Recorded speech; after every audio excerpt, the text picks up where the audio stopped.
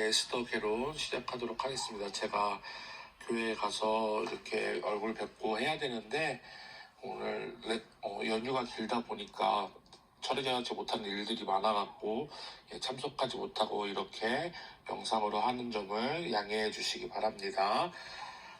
개론 순서는요, 명칭, 저자, 기록연대, 배경, 특징, 목적, 구조, 내용, 교훈 순으로 가겠습니다. 에스더서는 잘 아시다시피 에스더가 위기에 빠진 이스라엘을 죽으면 죽으리라 하는 마음으로 왕 앞에 섰던 그 에스더의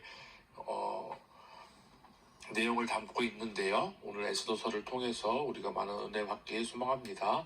본서의 명칭은 에스더, 그 왕비의 이름, 에스더는 별이라는 뜻을 가지고 있고 하다스는 아름다운 나무의 모양, 도금향이라는 뜻을 가지고 있는데요. 에스더로 개칭된 것은 아하스로 왕의 왕위가 된 뒤였을 것으로 추측을 합니다. 다음 저자.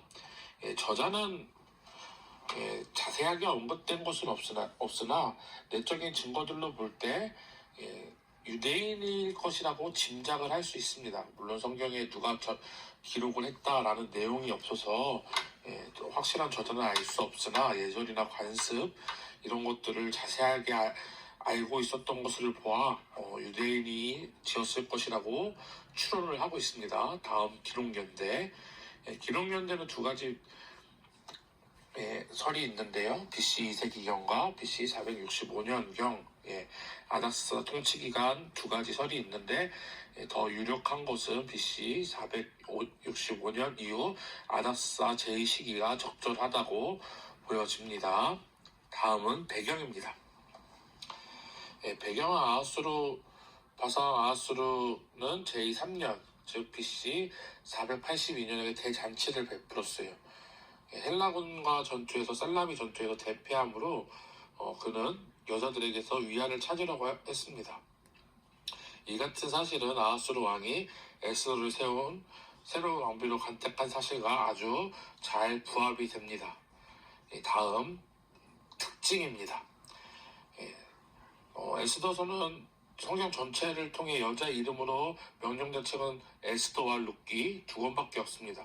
본서에는 하나님이라는 이름이 전혀 없어서 본서의 정경성을 의심하는 자도 있었으나 하나님의 역사하심과 섭리하심이 본서 전체에 걸쳐 명백하게 드러나고 있습니다. 우리는 오직 믿음의 눈으로만 역사 뒤편에서 역사하고 계시는 하나님의 손길을 볼 수가 있습니다. 이 특징에 대해서 몇 가지 더 얘기 나누고 싶은데요. 요즘에도 찬양을 하다 보면은 찬양의 가사가 하나님이나 예수님이 드러나지 않아서 성령님이 드러나지 않아서 찬양이 아니다 라고 이렇게 너무 위로에 치중돼 있다 이런 찬양들도 가끔은 보이기도 합니다. 그러나 우리가 그것을 찬양으로 인정하고 찬양하는 것은 하나님이나 이름이 직접적으로 언급되어 있지 않더라도 하나님의 섭리하심이 보이고 하나님의 계획하심이 보인다면은 저는 그 안에서 그 찬양을 통해서 하나님을 찾을 수 있는 것이 또한 의미가 있다. 이것을 우리가 하나님이랑 직접적인 언급이 없을지라도 정경으로 보는 이유라고 생각을 합니다. 에스더서의 목적은 다음입니다. 첫째, 구원하시는 하나님을 알리기 위해 고레스 왕의 칙령으로 많은 유대인들이 포로 생활을 끝내고 고국으로 귀환하는 굉장히 의미 있는 사건. 그러나 바사내에는 여전히 돌아가지 않은 유대인, 즉 안주한 유대 백성들이 상당수 남아 있었는데요. 하만과 모드르기의 사건은 이쯤에 발생된 것으로 추측이 되는데 이민족을 편견하자 하만은 제국 내에 있는 모든 유대인을 말살하려는 정책을 수립합니다. 그리고 둘째는 신실하시고 변함없이 하나님을 증거하는 것이 또한 목적을 나타내고 있습니다. 이방 나라에 남아있는 당신의 백성들까지 원수의 손에서 지키시고 보호하여 주시는 여호와 하나님인 것을 보여줍니다. 하나님의 언약 백성이 민족 위기 앞에 전능자에게 도움을 청하였고 전능하신 하나님은 원수들의 손에서 유대인을 구원하셨습니다. 고고르고르 귀환하지 않고 어디에 있을지라도 하나님을 의지하는 자들에게는 언제나 살아계셔서 언약의 하나님이 되심을 증거하고 있습니다. 이 목적을 볼 때 어떻게 보면은 남아있는 유대인, 그리고 돌아간 유대인, 이렇게 두 부류로 나뉘어지는데 우리의 삶도 그런 것 같습니다. 우리가 어떠한 선택을 하든지 어디에 있든지 하나님의 계획과 그 하나님의 신실하심을 여전해서 우리가 하나님을 믿으면서 나아갈 때 하나님이 우리를 지키시고 일하시는 하나님인 것을 에스더서는 잘 나타내고 있습니다. 다음 구조입니다. 구조 전반부 1장에서 4장까지는 유대인들에게 닥친 중대한 위험을 나타내고 있고요. 후반부 5장에서 10장은 하나님에 의한 위대한 구원을 또한 나타내고 있습니다. 유대인에게 심각한 위험을 가져다 주었던 하만의 음모, 아름다운 에스더의 용기와 지혜로운 삼촌 모르드게의 훈계 앞에 무산된 유대인들에게 큰 구원을 경험하게 되는 것을 보여주고요.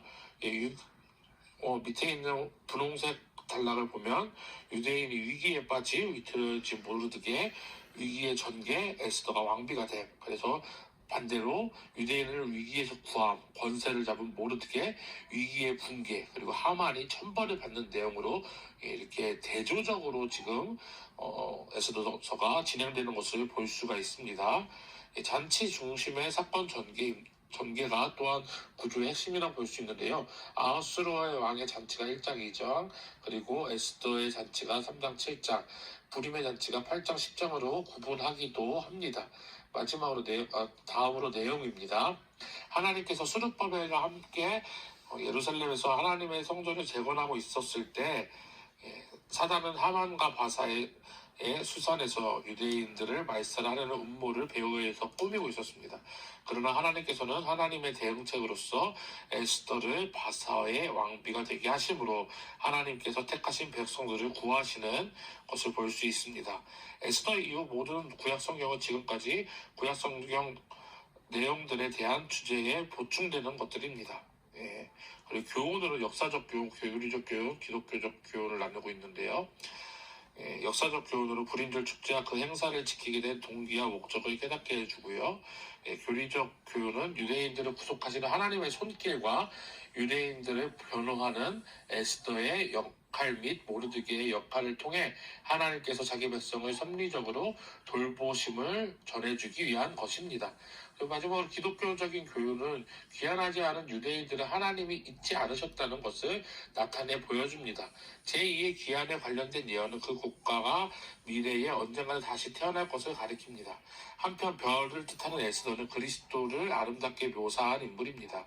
둘 모두 자신의 백성을 위하여 죽음의 자리에 던져 넣었으나 왕이 영접하는 그물을 만질 수 있었습니다.